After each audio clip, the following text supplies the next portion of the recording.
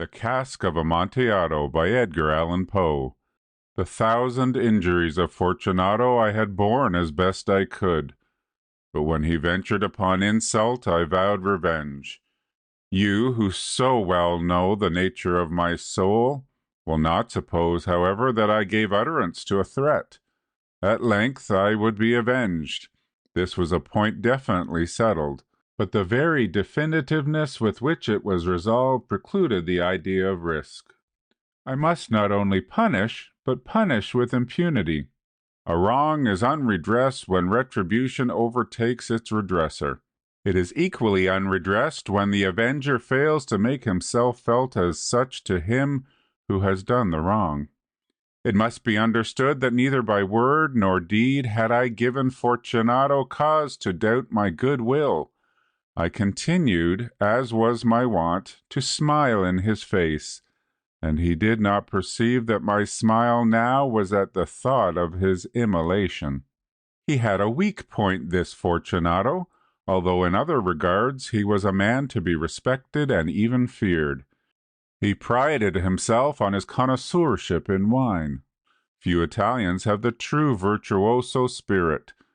For the most part, their enthusiasm is adopted to suit the time and opportunity, to practice imposture upon the British and Austrian millionaires. In painting and gemmery, Fortunato, like his countrymen, was a quack, but in the matter of old wines he was sincere. In this respect I did not differ from him materially. I was skillful in the Italian vintages myself, and bought largely whenever I could. It was about dusk one evening during the supreme madness of the carnival season that I encountered my friend. He accosted me with excessive warmth, for he had been drinking much. The man was motley. He had on a tight-fitting party-striped dress, and his head was surmounted by the conical cap and bells. I was so pleased to see him that I thought I should never have done wringing his hand. I said to him, "My dear Fortunato, you are luckily met. How remarkably well you are looking today. But I have received a pipe of what passes for Amontillado, and I have my doubts."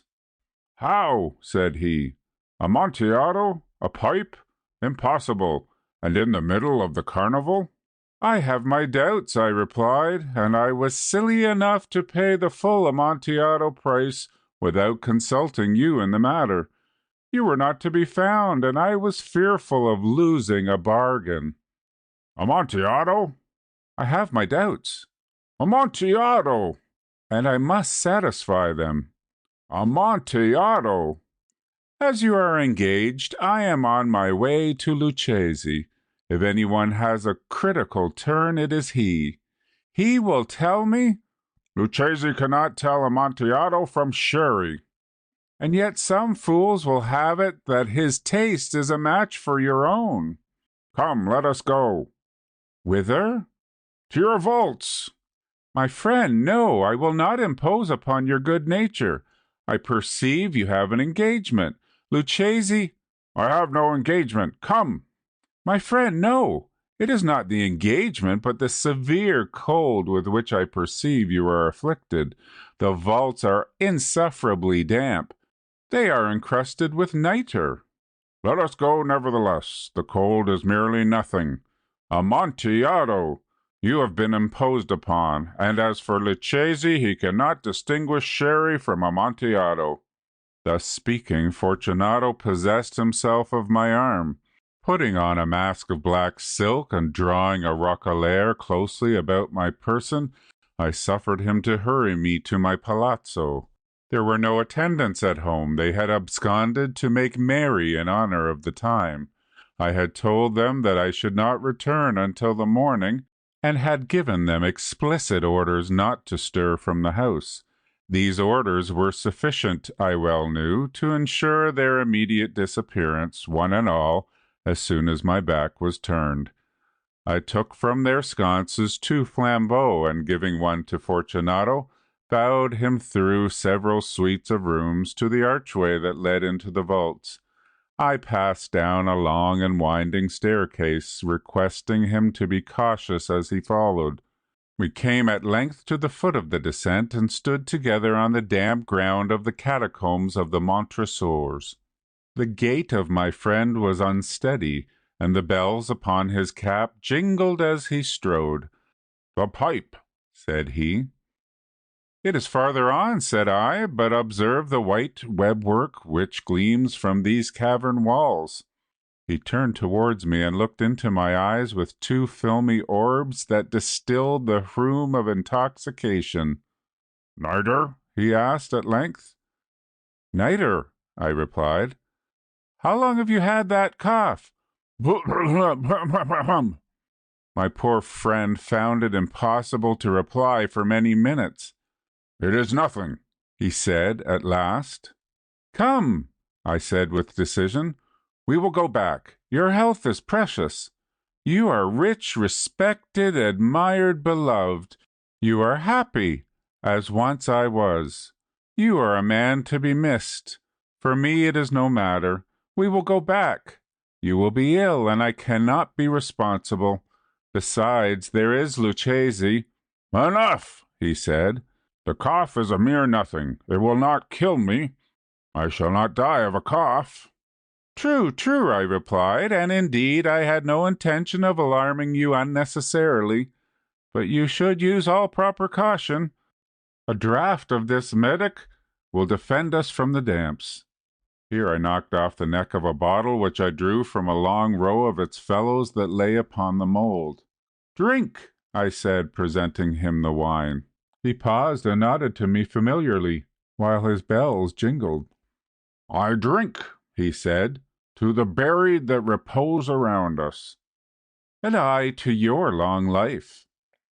He again took my arm and we proceeded. "These vaults," he said, "are extensive."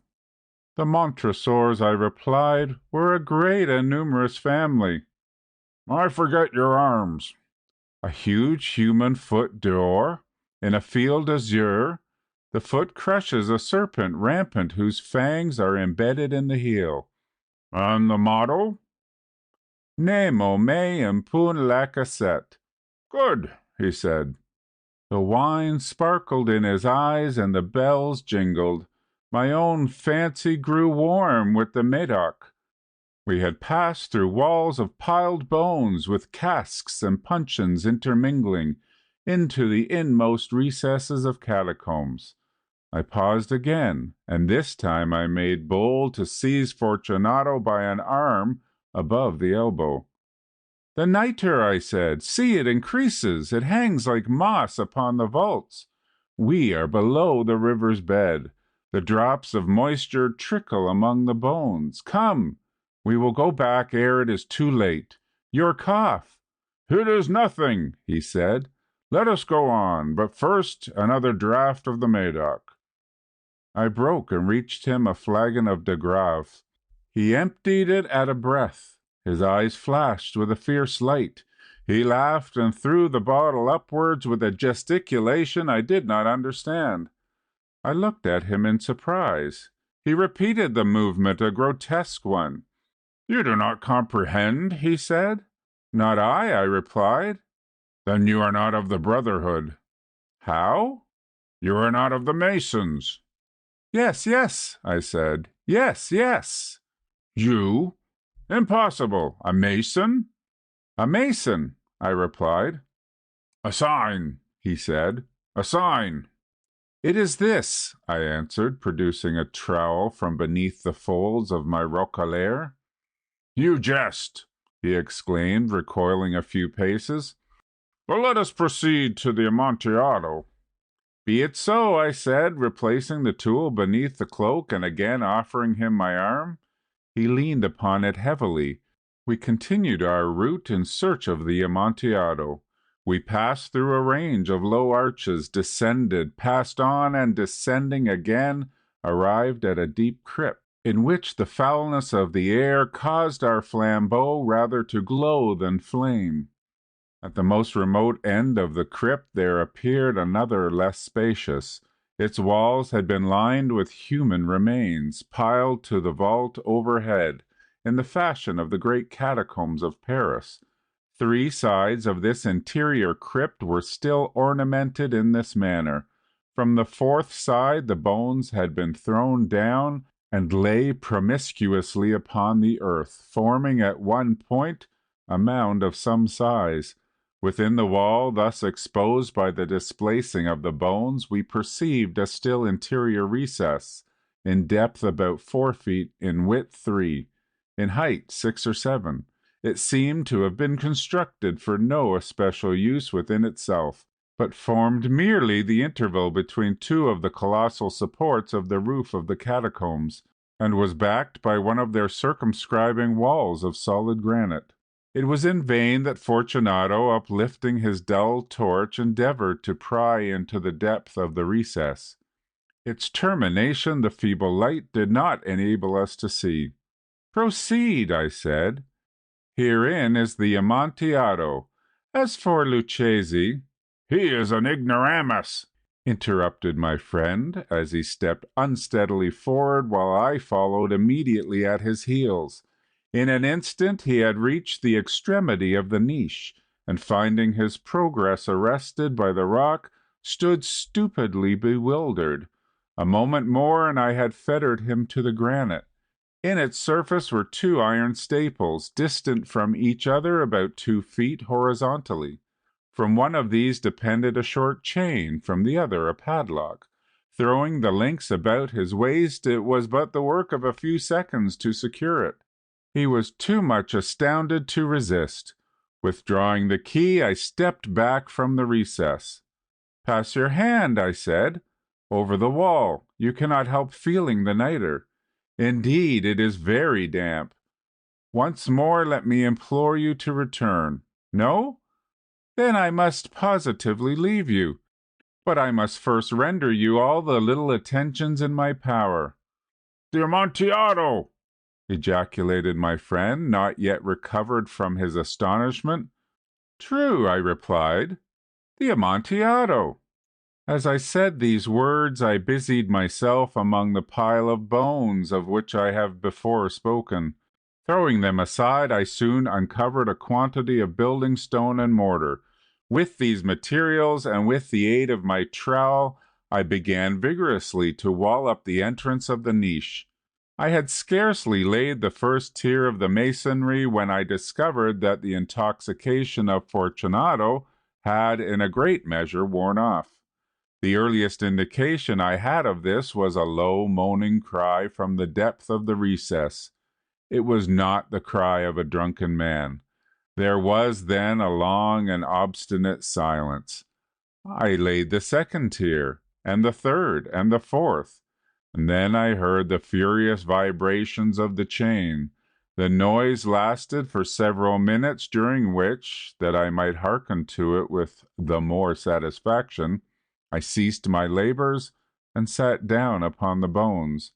When at last the clanking subsided, I resumed the trowel and finished, without interruption, the 5th, the 6th, and the 7th tier. The wall was now nearly upon a level with my breast. I again paused, and holding the flambeau over the mason work, threw a few feeble rays upon the figure within. A succession of loud and shrill screams, bursting suddenly from the throat of the chained form, seemed to thrust me violently back. For a brief moment I hesitated. I trembled. Unsheathing my rapier, I began to grope with it about the recess, but the thought of an instant reassured me. I placed my hand upon the solid fabric of the catacombs and felt satisfied. I reapproached the wall. I replied to the yells of him who clamored. I re-echoed. I aided. I surpassed them in volume and in strength. I did this, and the clamorer grew still. It was now midnight, and my task was drawing to a close. I had completed the 8th, the 9th, and the 10th tier. I had finished a portion of the last and the 11th. There remained but a single stone to be fitted and plastered in. I struggled with its weight. I placed it partially in its destined position, but now there came from out the niche a low laugh that erected the hairs upon my head. It was succeeded by a sad voice, which I had difficulty in recognizing as that of the noble Fortunato. The voice said, "Ha ha ha! He he he he! A very good joke indeed, an excellent jest. We shall have many a rich laugh about it at the palazzo. He he he! Over our wine. He he he!" "The Amontillado?" I said. "He he he he! Yes, the Amontillado. But is it not getting late? Will they not be waiting us at the palazzo? The Lady Fortunato and the rest? Let us be gone." "Yes," I said, "let us be gone." "For the love of God, Montresor." "Yes," I said, "for the love of God." But to these words I hearkened in vain for a reply. I grew impatient. I called aloud, "Fortunato!" No answer. I called again, "Fortunato?" No answer still. I thrust a torch through the remaining aperture and let it fall within. There came forth in reply only a jingling of the bells. My heart grew sick on account of the dampness of the catacombs. I hastened to make an end of my labor. I forced the last stone into its position. I plastered it up. Against the new masonry I re-erected the old rampart of bones. For the half of a century no mortal has disturbed them. In pace requiescat. End of the Cask of Amontillado by Edgar Allan Poe.